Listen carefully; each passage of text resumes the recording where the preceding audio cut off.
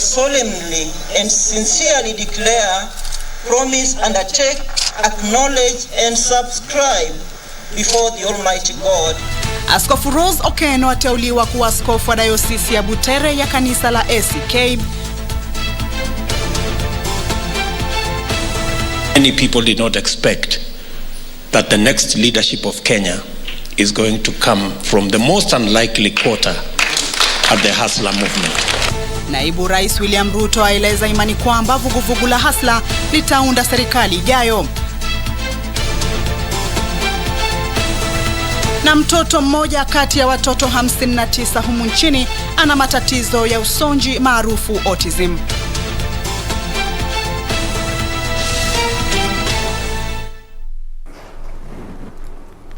Na mtazamaji, karibu. Taarifa za Darubini ndio zinaanza sasa. Karibu tuende nalo hadi tamati. Mimi ni Kamche Menza, anayenisaidia kupeperusha taarifa hizi kwa lugha ya ishara ni Wangeshi.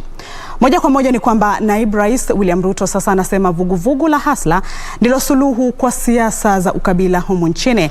Akiongea katika kanisa la Global Cathedral huko Lang'ata, Ruto alieleza imani kwamba vuguvugu la Hustler ndilo litaunda serikali ijayo. Mwanahabari wetu Kevin Washira anatueleza zaidi.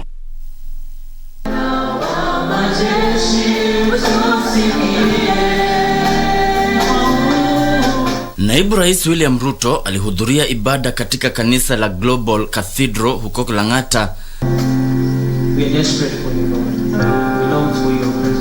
ambako alieleza matumaini kwamba vuguvugu lake la Hustler litaunda serikali ijayo. The Hustler movement has actually created a revolution in Kenya.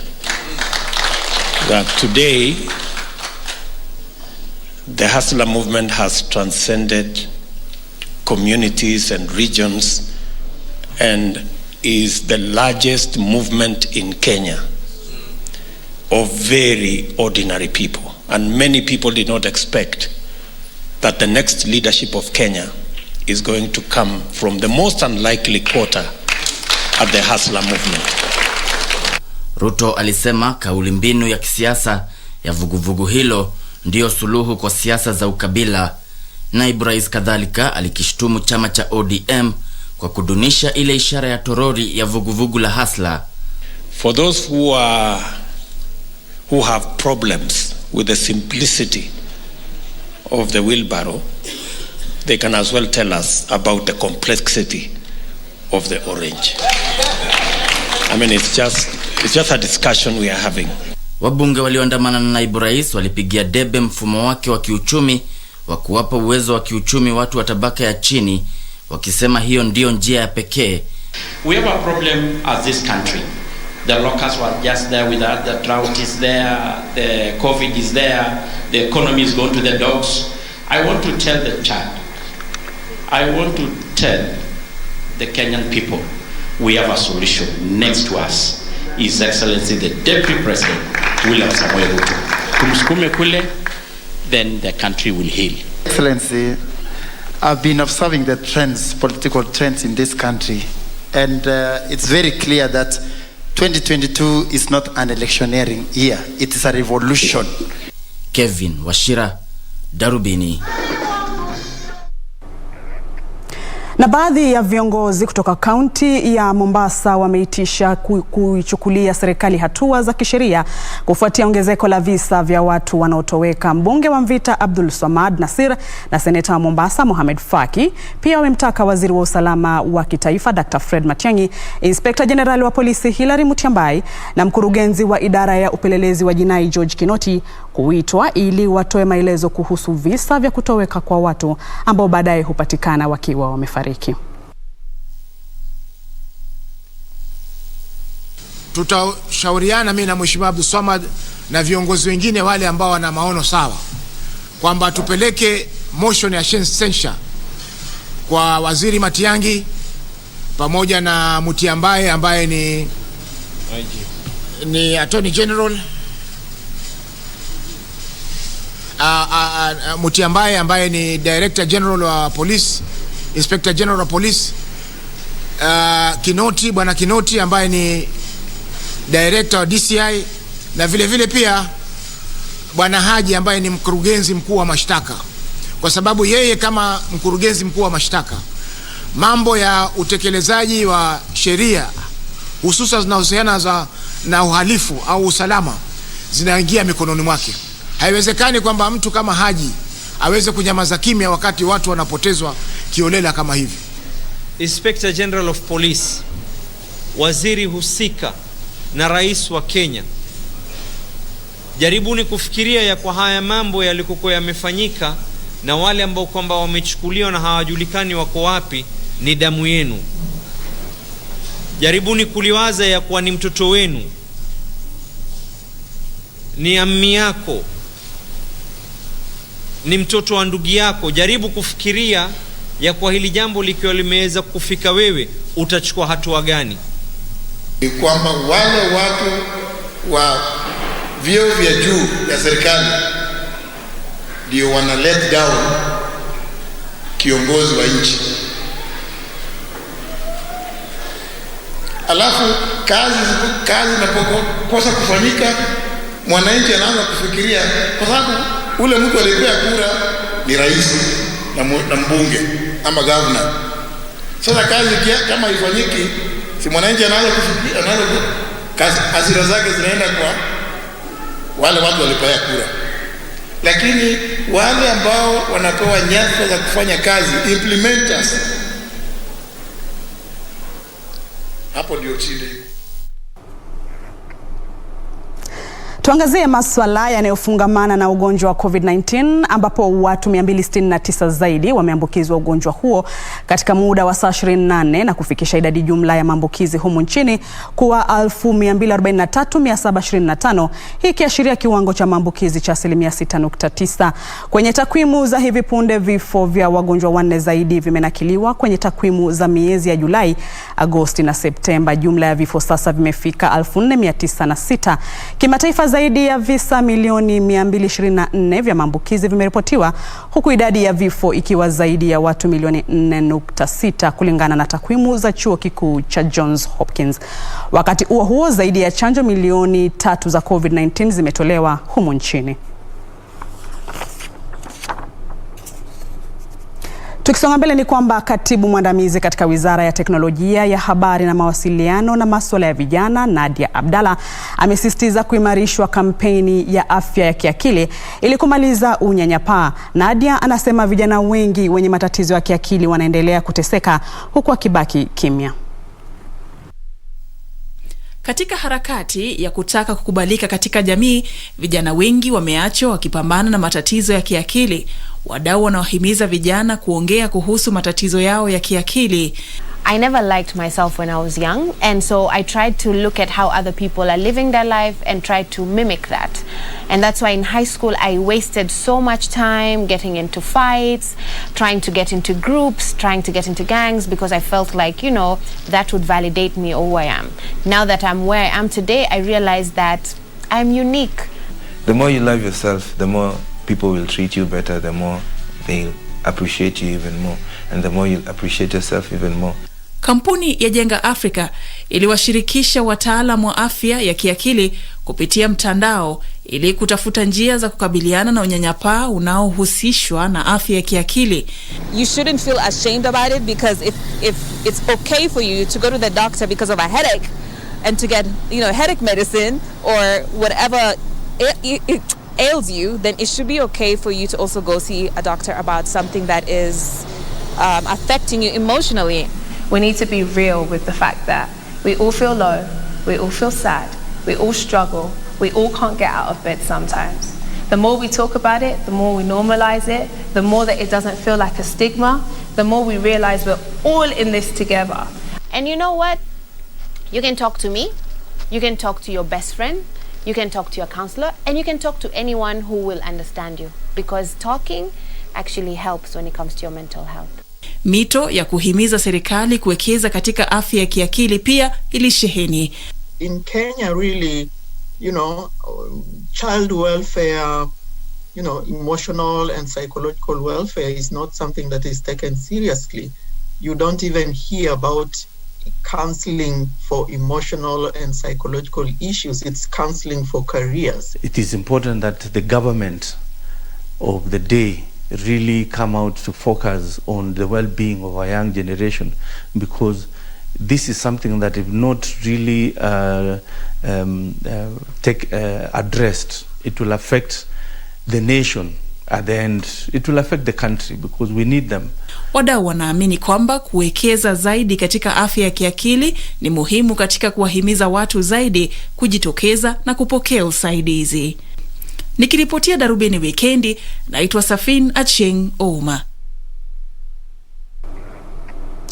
Na mtazamaji, taarifa za Darubini, si taarifa za Darubini bila sehemu ile yetu tunayoipenda ya Mizingile, ambayo inazungumzia kuhusu masuala ya kijamii yanayokuathiri mimi na wewe, na ni sehemu ambayo inanufaisha kila mmoja wetu, iwe ni mtoto, iwe ni mama, iwe ni baba. Siku ya leo tunaendeleza mjadala wa Jumapili iliyopita kwamba ni njia zipi ambazo wanandoa wanaweza kuzitumia kuepuka ama kutatua yale masuala ya mizozo katika ndoa zao. Tulikuwa naye Hadija Raj na leo pia bado anatueleza zaidi. Tumsikize. Chagua kila wakati kuwa yule mpenzi uliye naye kuwa ni jambo la kwanza katika maisha yako baada ya Mola wako. Weka mahusiano ya thamini na moyo wako wote na yape kipaumbele katika kila hali. Utakuwa na watoto, ndio wakija wasikutatize ikawa mahusiano yenu utayavunja ama utayaharibu kwa sababu uko na watoto. Kila kitu kaeni chini mpangilie kama wanandoa. Kuna muda wa watoto, nyinyi wenyewe wanandoa mkiwa na furaha zaidi, hata hawa watoto pale chini watafurahika. Mtoto ambaye anaishi kwa maisha mazuri ni yule ambaye wazazi wake wako na furaha na raha kila wakati. Jambo lingine watu wanasahau, ukiwa na mpenzi, jamani, kila wakati muombe Mungu. Jiombe na umuombe. Ukiona anaenda hivi, ni binadamu ana mitihani, muombe Mungu ili apate amani na apate faraja. Weka mahusiano yako yawe kila saa ya kukumbushia. Mkiona mnaanza kuchokana, tafuta njia ambazo mtakuwa mnazifanya ile ndoa yenu ianze tena upya. Kama ni vile mlikuwako bado hamujaoana, mlikuwako mkifuatana, wanaita kutongozana, mlikuwa mnatumia njia gani? Nini kilikuwa kinafanyika? Kwa hivyo inafaa pale kwenye ndoa pia baada ya muda murudishe. La mwisho ni ushauri. Tuwaeke washauri mbele na tuwe na nia ya kusuluhisha katika malumbano yoyote, na ukienda kwa mshauri uwe kwanza uko positive, kuwa naenda kwenye ushauri na nahitaji na nategemea kutakuwa na suluhisho, maana mwisho wa siku suluhu mko nazo nyinyi wenyewe wanandoa, na makubaliano yenu wawili nyinyi wenyewe ndio mnaweza kuvunja ndoa yenu au kuirekebisha ndoa yenu. Uamuzi utakuwa juu yenu, mnataka nini katika ndoa ile. Wanasema majaribu hayakuwekewa ng'ombe wala mbuzi, bali yaliwekewa binadamu. Ndio maana Bi Hadija Raj pala anakuambia muombe mkeo, muombe mumeo, maana siku moja ataingia kwenye majaribu, na ili muweze kutatua hilo basi lazima muweze kuombeana. Tupate mapumziko, lakini ninaporudi narudi na taarifa zaidi zikiwemo za sport. Mtazamaji usiende mbali.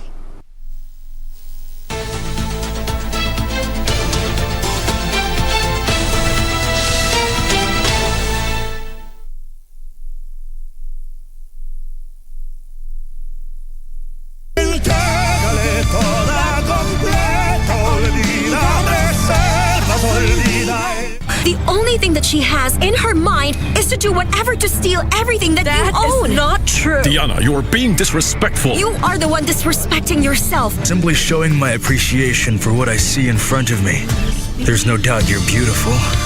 Very, very hot. You will be my wife until I say otherwise. No, I am not the same woman who is terrified of you, Loreto. I want to access the entire plant's communication system on my mobile. Loreto is out of jail. I saw him this morning. What?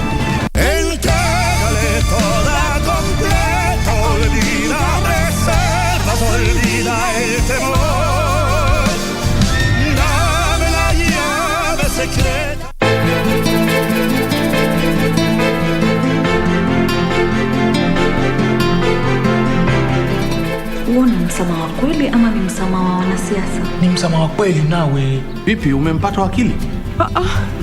Nimepata gari lake. Itabidi sasa utafute mtu kusaidia hizo kazi zako. Mimi sitakubali kuachwa nyuma peke yangu kila siku. Nikisema kuwa wewe unajua vizuri sana pale mume wako yuko, utakataa? Huyu mwanamke ndio yajua mali mume wangu yuko. Yeye ndo alionekana na yeye wa mwisho. Zari, kwa nini utulie tukamsikiza ofisa tukajua kile kinachoendelea hapa?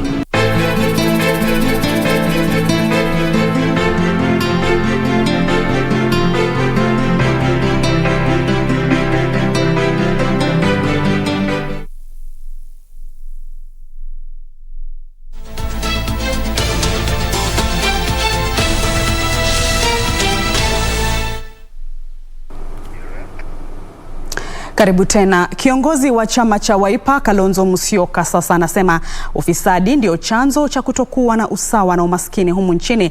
Kalonzo anadai kwamba baadhi ya viongozi wameiba ili kujitajirisha huku akiwafanya fukara wa Kenya wengi.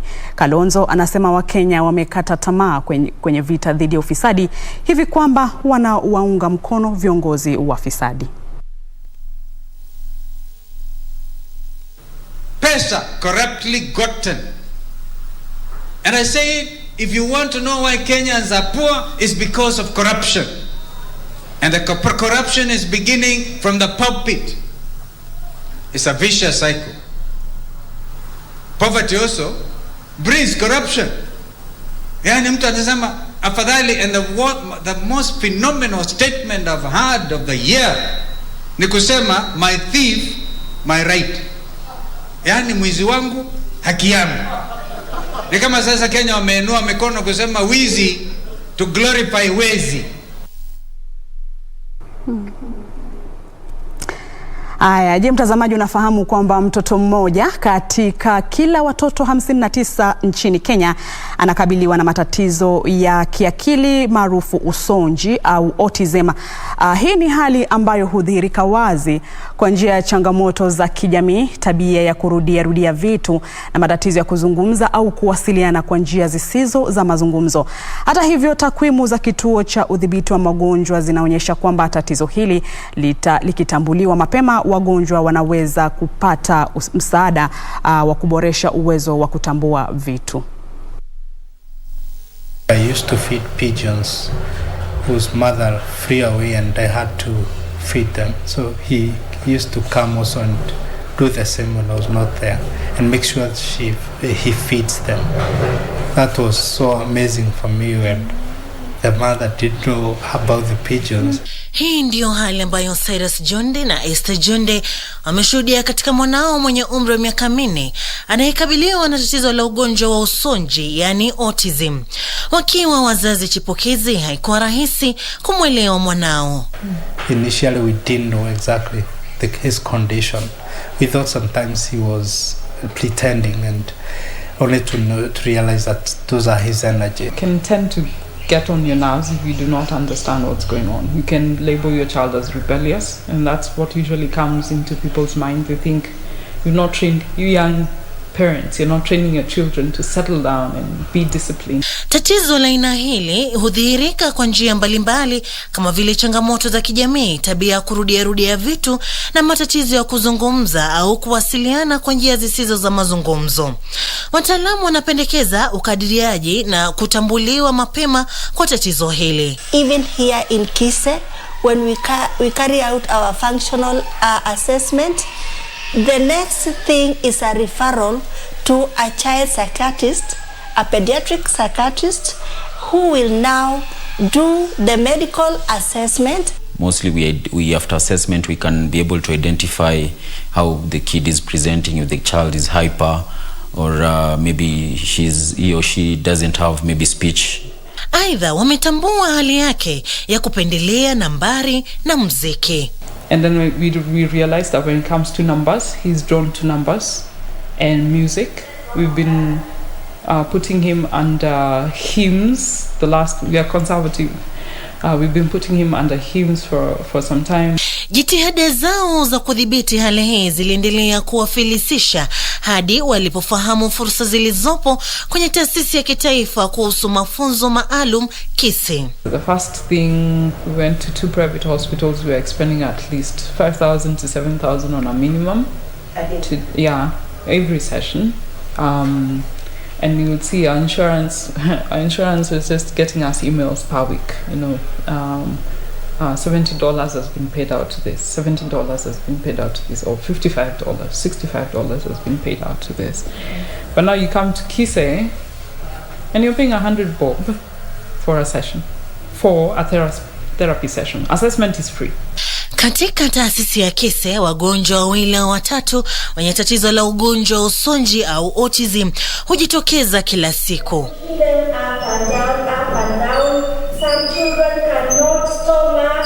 Na hiki ni mojawapo ya chumba ambapo wagonjwa wa usonji ama autism waweza kuja hapa ili kuweza kufanya zoezi ambapo kinajulikana kama hydrotherapy.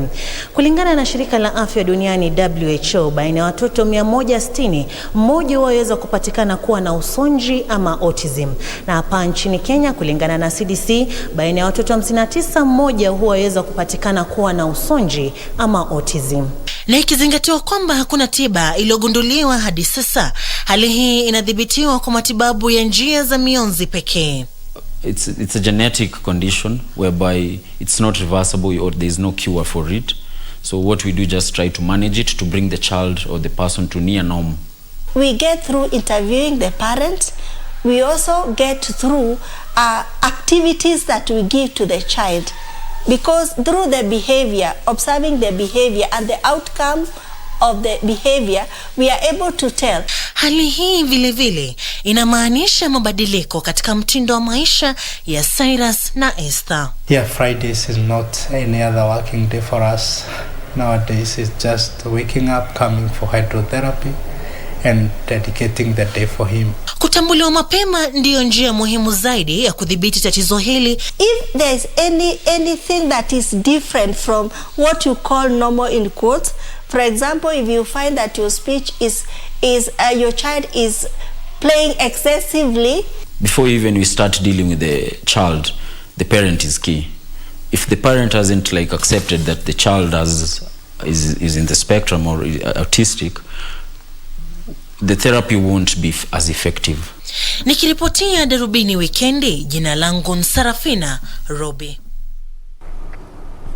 Shukran sana Sarafina Robi kwa taarifa hiyo. Tukisonga mbele ni kwamba mwanamke katika mtaa wa South B jijini Nairobi anatoa wito kwa wahisani kumsaidia kukusanya pesa za kumwezesha kufanya upasuaji kuondoa uvimbe kwenye ubongo wake. Charity Nuna mwenye umri wa miaka 48 anasema anakabiliwa na tatizo la kiafya linalojulikana kama adenoma ambalo limepofusha jicho lake la kulia na pia ni tishio kwa jicho lake la kushoto.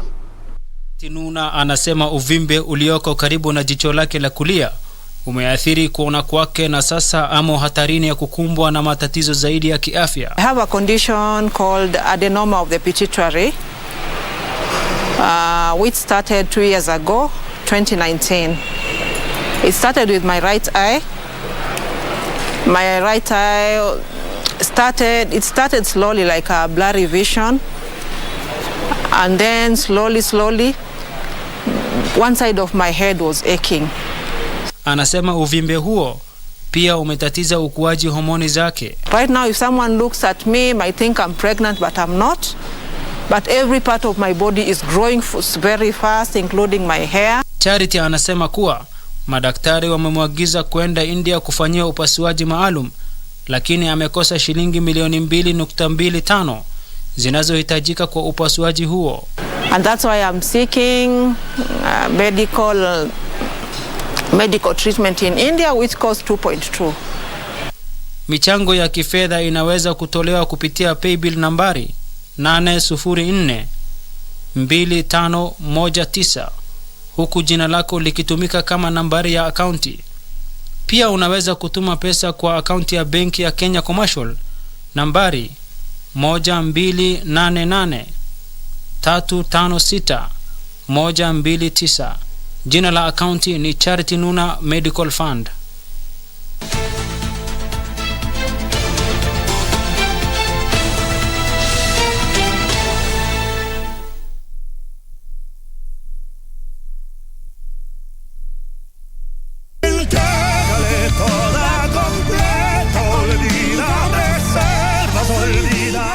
The only thing that she has in her mind is to do whatever to steal everything that you own. That is not true. Diana, you are being disrespectful. You are the one disrespecting yourself. Simply showing my appreciation for what I see in front of me.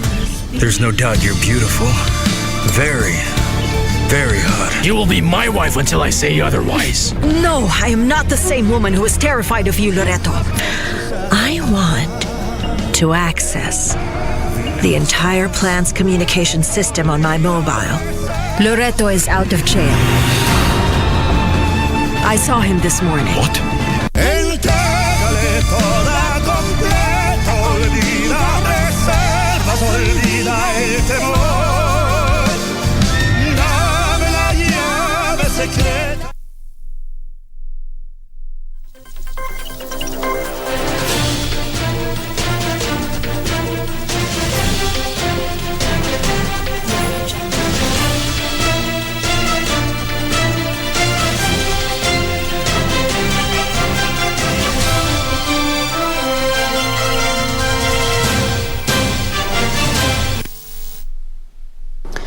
Na michezoni, Misri ililaza mashindano ya kuwania kufuzu kwa michezo ya Olimpiki ya wachezaji wasio na uwezo wa kusikia kwa kuilaza Somaliland mabao 10-1 katika mchuano wa kundi D ulioandaliwa leo katika uwanja wa Moi Kasarani, Nairobi. Mshindi wa mashindano hayo ambaye yamezileta pamoja jumla ya timu 12 atajikatia tikiti ya kuliwakilisha bara Afrika katika michezo ya Olimpiki ya wachezaji wasio na uwezo wa kusikia itakaofanyika nchini Brazil mwezi Disemba mwaka huu.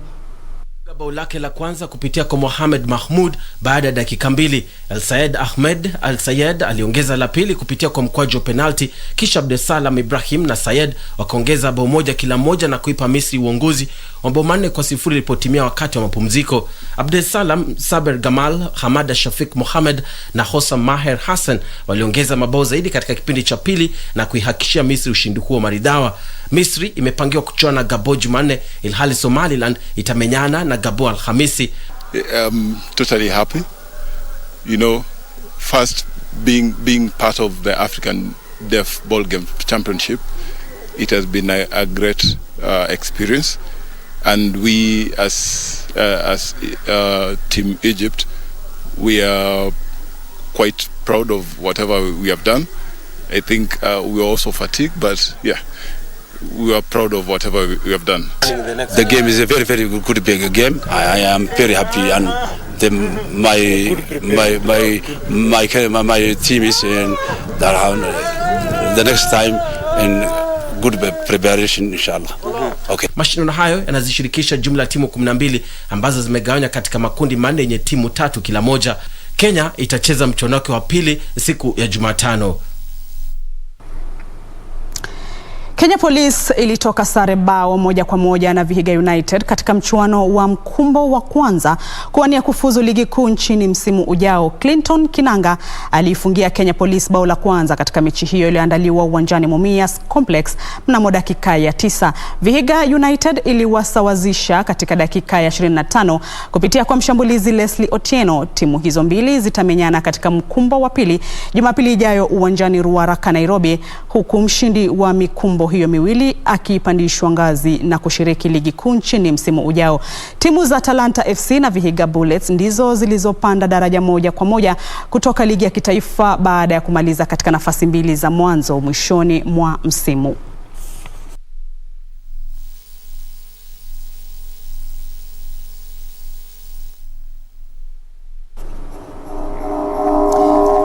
Na mashindano ya kwanza ya mashindano ya magari ya Afrika Mashariki yanatarajiwa kung'oa nanga tarehe 4 Novemba mwaka huu mjini Karen, na washiriki watapitia Amboseli tarehe 6 Novemba. Mashindano hayo yatawashirikisha madereva 60. Mashindano haya yaliratibiwa kuanza tarehe 1 hadi tarehe 9 mwezi Novemba, ila yakaahirishwa kutokana na mchipuko wa virusi vya corona ambazo ziliwanyima washiriki kusafiri nje na ndani ya nchi tofauti. Dereva Eric Bengi ambaye alishiriki mashindano ya mwaka huu ya Safari Rally na msaidizi wake Gatimu Mindo atashiriki mashindano hayo kwa mara ya kwanza wakiendesha gari ya aina ya Datsun 180B.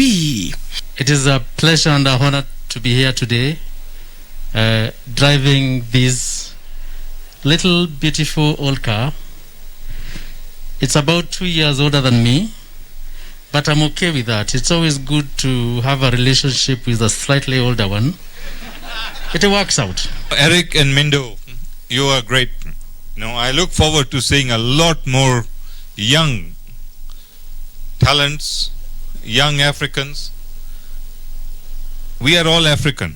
We don't distinguish between our color, our skin or creed. We are all Africans. We are all Kenyans. And we want to see a lot more Kenyan entries in this event. Mashindano ya kwanza ya uendeshaji magari ya Afrika Mashariki yanatarajiwa kung'oa nanga tarehe 4 Novemba mwaka huu mjini Waterfront Karen, na washiriki watapitia Amboseli tarehe 6 Novemba. Daniel Mwendwa, Sporti.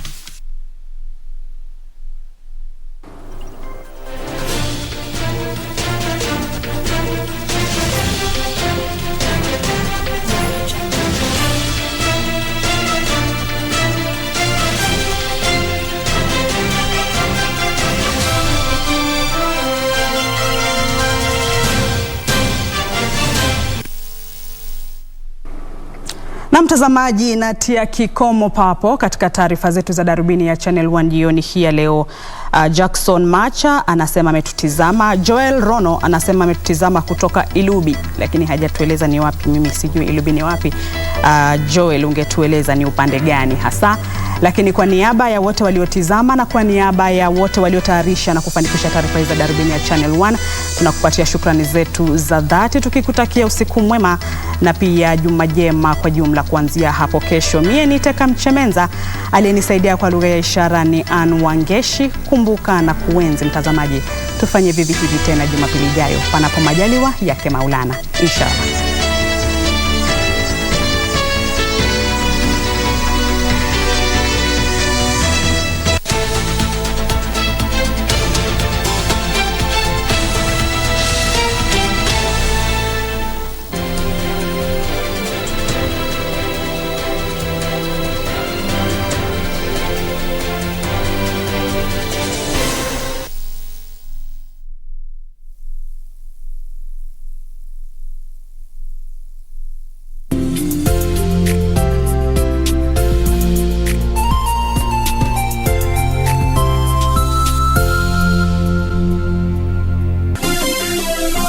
Vera Beauty College.